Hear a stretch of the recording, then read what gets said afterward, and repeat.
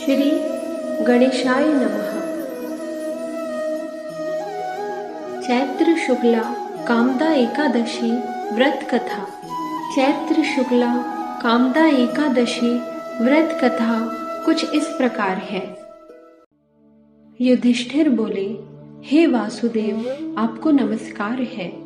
आप मुझसे कहिए कि चैत्र शुक्ल पक्ष में एकादशी का क्या नाम है।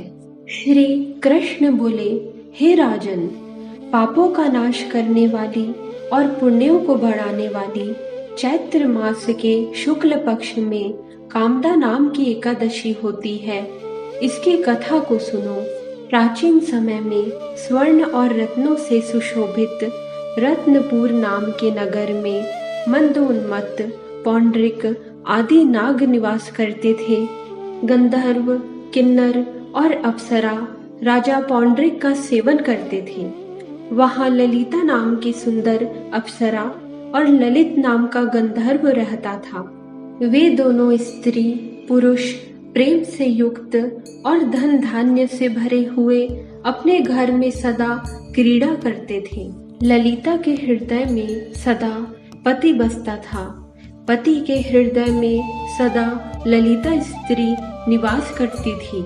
एक समय सभा में पौंड्रिक आदि गंधर्व क्रीड़ा कर रहे थे और स्त्री रहित ललित गंधर्व गान कर रहा था। वह ललिता की याद करता हुआ बेसुरा गाने लगा। उसके पद ठीक ताल पर विश्राम नहीं लेते थे। करकोट नाग इस भेद को जान गया। उसने पौंड्रिक नाग से जाकर सब वृतांत कह दिया।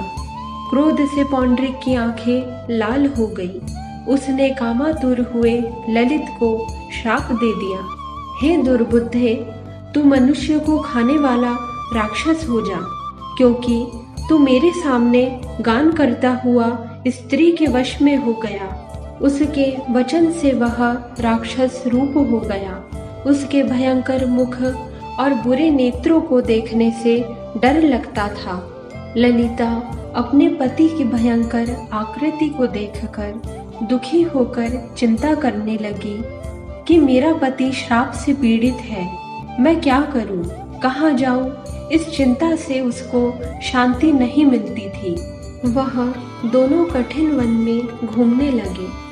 वह राक्षस निर्दयी, पापी, कुरूप और मनुष्यों को खाने वाला हो गया। ललिता उसकी यह दशा देखकर बहुत दुखी हुई और रोती हुई उसके साथ गंभीर वन में घूमने लगी। एक समय ललिता ने विंध्याचल के शिखर पर शृंगी ऋषि का परम पवित्र आश्रम देखा। ललिता शीघ्र ही वहां गई और नम्रता पूर्वक बैठ गई। उसको देखकर मुनीश्वर बोले, हे शुभे, तू कौन है और किसकी बेटी है? किस लिए यहाँ आई है? यह मेरे सामने सत्य कहा।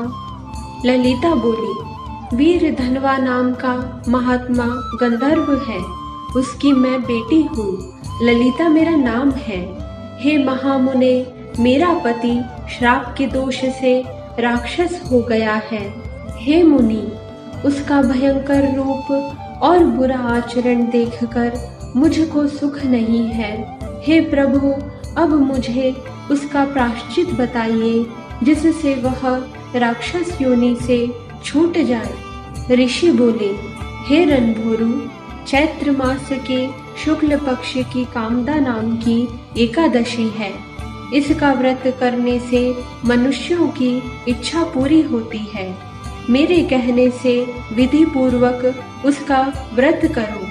इस व्रत का पुण्य अपने पति के लिए दे दो, इसलिए उसका श्राप क्षण भर में दूर हो जाएगा।